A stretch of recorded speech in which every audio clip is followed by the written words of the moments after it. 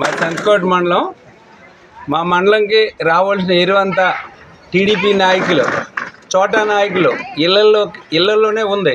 ప్రజలకి అందవలసిన రైతు భరోసాల ద్వారా ఎక్కడ కూడా సమన్యాయంగా వెళ్ళడం లేదు. టీడీపీ నాయకుల ఇంటికి వెళ్ళి 150 వాళ్ళకి లంచాలు ఇచ్చి వాళ్ళ దగ్గర కొనుక్కోవాల్సిన పరిస్థితి ఇవాళ ఏర్పడింది. గత గవర్నమెంట్లో ఎప్పుడు కూడా రైతు భరోసాల ద్వారా ప్రతి రైతుకి ఎకరాకి 1 కట్టో 2 కట్టలో అలా ఆ విధంగా సప్లై చేసేవారు. ఇప్పుడు ఆ పరిస్థితి లేదు.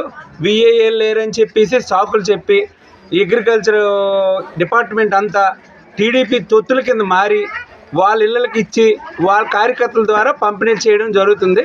ఇదైతే ప్రభుత్వాన్ని తీవ్రంగా మేము ఖండిస్తున్నాం.